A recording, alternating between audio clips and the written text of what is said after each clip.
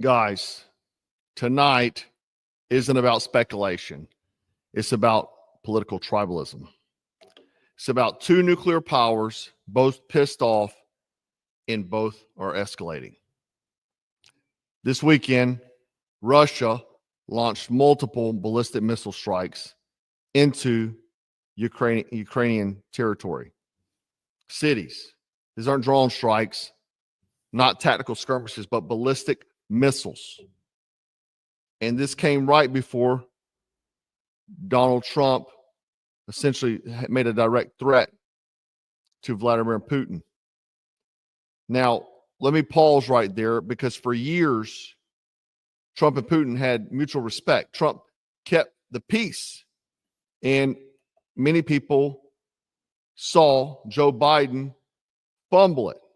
But now Trump has been about de-escalation, but now he seems to want to escalate. And Putin doesn't seem intimidated at all. Like we've previously heard or speculated that Putin was afraid of Trump and he feared him. It seems that time has passed. Now, let me play a clip of Donald Trump being asked about it. I'm not happy with what Putin's doing. He's killing a lot of people, and I don't know what the hell happened to Putin. I've known him a long time, always gotten along with him, but he's sending rockets into cities and killing people, and I don't like it at all, okay? We're in the middle of talking, and he's shooting rockets into Kiev and other cities. I don't like it at all. President, what do you want to do about that? I'm surprised. I'm very surprised. We'll see what we're going to do. What am I going to tell you?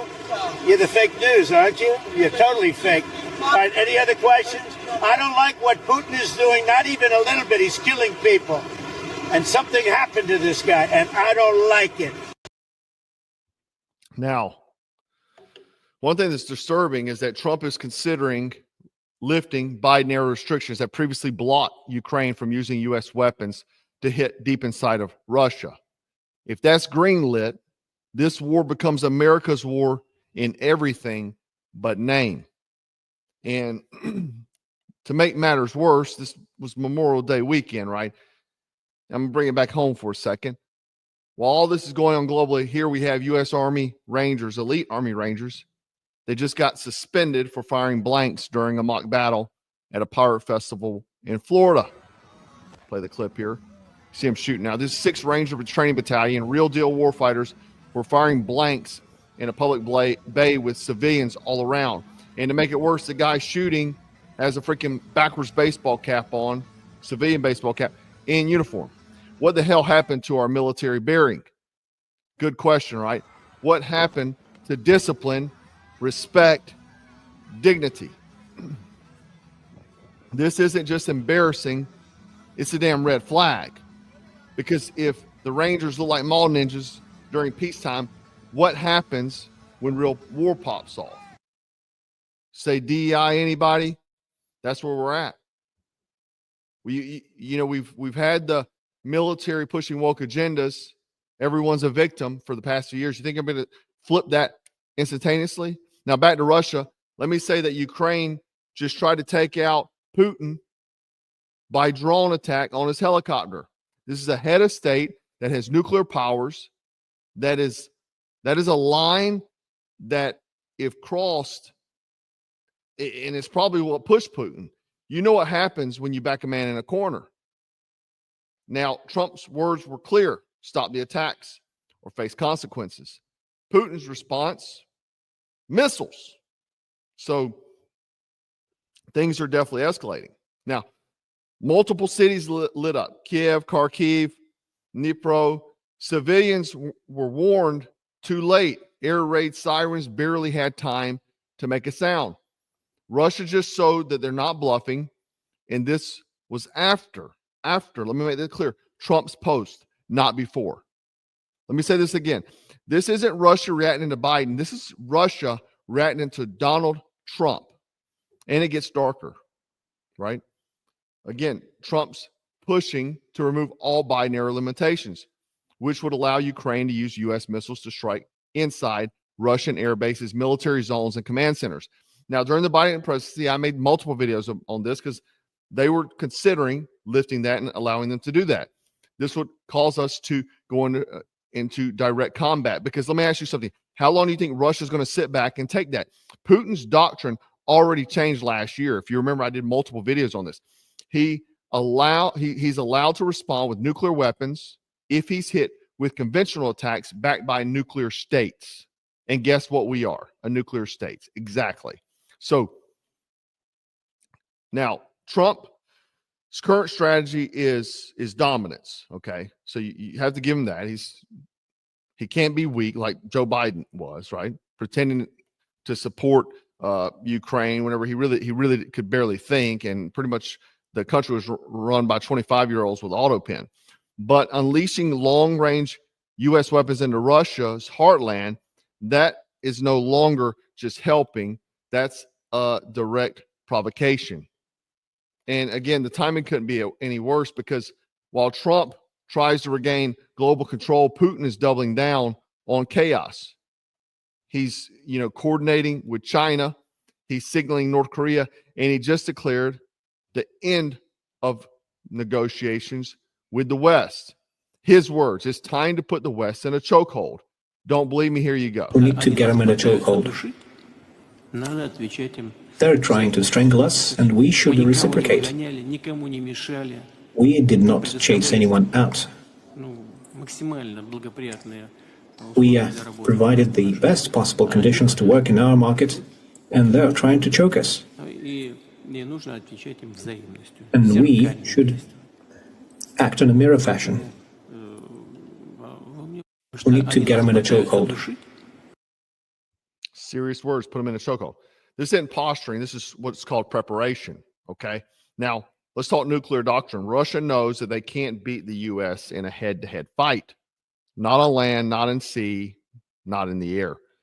But that's not their game. Their leverage lies in disruption, chaos, and the unthinkable. They don't want to fight fair. They want to force our hand. And here's what makes it dangerous, guys, is that they're betting we won't call their bluff. And when nukes are on the table, they'll push, escalate, provoke, because they don't believe we will risk it all. And they could be right. Because no warfighter I know wants that fight. Not even the hardest men walk back from that kind of battlefield, guys. The most dangerous men don't walk back from that battlefield. Now, I do want to take a second, because yesterday I was silent because Memorial Day, man. I've done videos on Memorial Day in the past and posted content, but I really just took a day off from that completely. And I'm not even saying that it's something that you need to do, but it's something that I just wanted to do, just to take a day just to sit back and reflect on things. And I think it's an important day. It's an important day as an Americans that we really cherish, and enjoy yourself, man. If it's going on boats, grilling, whatever.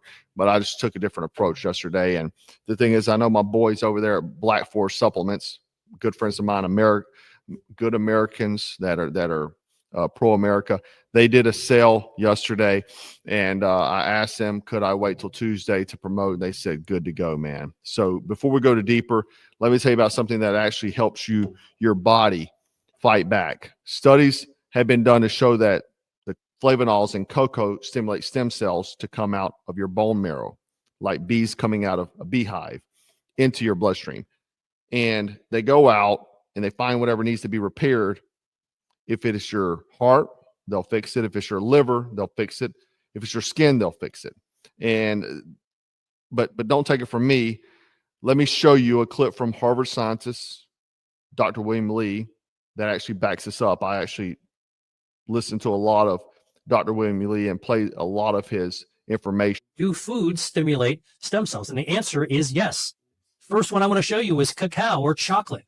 It turns out that studies have been done where if you take flavonols and make a hot chocolate out of it, and you drink it just twice a day, 2 cups a day for 30 days, You can start by measuring your stem cells, and this is from 16 subjects, and you can make the stem cell levels go up. This is 2 cups of hot chocolate, of high flavanol hot chocolate, just twice a day. By the way, all of these patients had cardiovascular disease. They had documented blockages in their arteries in their heart, and they could get more stem cells going. A larger study, 20,000 people in Germany, showed that those who ate 7.5 grams of chocolate per day lowered the risk of heart attack or stroke by 39%. It's not the dairy in the chocolate.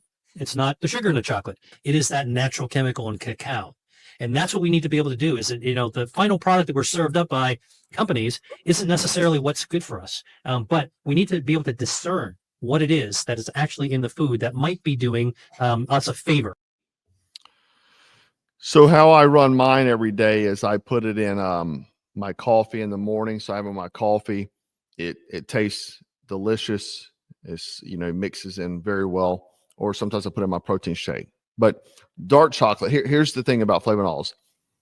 They're good. It's good stuff, and cocoa beans that are usually destroyed during the process of making chocolate. That's where Black Forest Supplements, has basically condensed that. So this isn't your average cocoa. It's stem cell power up. Okay. I'm going to show you their product line here. Now they have a bunch of products, but so if you're dealing with aging like me, low energy, inflammation, slow recovery, or just feel off, this will light your behind back up, man. Cocoa flavanols activate stem cells like a fountain of youth. It's only 20 calories, no sugar. Again, I mix it with coffee or protein shake. Tastes great and obviously feel even better, man. There's elites paying $15,000 to $40,000 on stem cell injections in Beverly Hills. You don't need that. You just need this. And I use it. It works. Brain fog gone, more energy, clear mind, and I feel sharp, right? So here's the deal. What they did is they did a sale, and for Memorial Day, again, they let me kick it off today. 40% off store-wide. So you get to get anything in the store for 40 hours only, 40% off. So the NMN, man, 40% off is great. Cocoa flavanols, again, I use it every day. They got the new brain complex, the magnesium sleep aid. If you're having trouble sleeping, and GLP-1, you want to lose some weight, Tonkat, turkesterone, if you want to gain some muscle mass and things like that. Nicotine, ribocinamide, berberine, all kinds of stuff, man. They have the whole 9 there, and you can go pick it up for 48 hours. I'll put the link in the description below so you can get hooked up. Okay. Anyway, take care of your body before the world goes sideways is the message there. Now, getting back to the situation, but here's what no one wants to admit, guys, is we're walking into a multi-front war. We have Russia launching now. Trump's lining up long-range strikes. China's prepping Taiwan ops. North Korea is realigning their military. In America, we're still divided, distracted, and culturally soft. It's a perfect storm. And maybe we're pushing the gun. We're going to push the gun into conflict. Maybe their objective was to wait a few years, but now they're saying, hey, here's the moment right now. Let's do it. And this is just what adds fuel to the fire, is that Trump's plan to deploy a continental missile shield, the Golden Dome. I talked about this before. This isn't fantasy. It's real. It's full-scale initiative, land-based, sea-based, and space-linked missile defense built to protect U.S. soil from hypersonic strikes and intercontinental ballistic missiles. You think Israel's Iron Dome, but built for the continental United States. Trump says it's meant to stop the unthinkable. But guess who does think it's a threat? North Korea, China, and Russia. They've already called it the Golden Dome direct act of aggression. China's foreign ministry said it undermines global stability and escalates tensions. North Korea called it a prelude to first strike readiness. They just said that. Kim Jong-un just said that today. And they were friends. Again, this is what I'm saying. Trump and Putin were friends. Kim Jong-un and Trump were cool. Now they don't care about that. And Russia says that if we build it, they'll preemptively find ways to neutralize it. So let me translate that for you. The moment we defend ourselves, they treat it as a declaration of war. You can't win with tyrants. You either bow down or prepare to be hit first for refusing. Trump isn't bowing down, and you better not either. Hell, Canada is now considering joining as the 51st state to get Golden Dome protection. Donald Trump said he'd give them protection for $61 billion. They're considering, as of this evening, to become the 51st state, right? Now, don't be fooled by the headlines. This isn't about left or right anymore. It's about order versus collapse. Trump sees it. Putin knows it. And we all better be ready for it, because when it hits, it won't be breaking news. It'll be in your freaking front yard. I also hope you guys had a better weekend than Macron did, getting absolutely pimp slapped by his old lady, which we at least think it's a lady. Did you guys see this? This blew up social media, man. Look at that. Boom, the double push. And then he just, like a nerd, smiles it off. I love this part here where he's walking down and he puts out his arm for her to hold, and she says, nah. Or he says, nah, whatever. I'm not sure. That has to be a wig, right? No human has hair like that, by the way. Look at him. And then he kind of just tucks it in. Does the tuck in. When your old lady don't want to hold your arm, you just do the tuck in. It's probably not the only thing he tucks in. Anyway. So yeah, man, they try to take down Putin. And dude, when you back a man in a corner, his helicopter was hit, things could get very bad, ladies and gentlemen. Very bad, right? But I think the most important thing is to stay frosty, stay dangerous, and take care of your body like your life depends on it, because it does. Check out Black Forest Supplements, man. Get 40% off the full line. I'm going to be hitting up, getting me a few things tonight. And anyway, guys, this was Jack from Black Scout Survival signing off. Take care.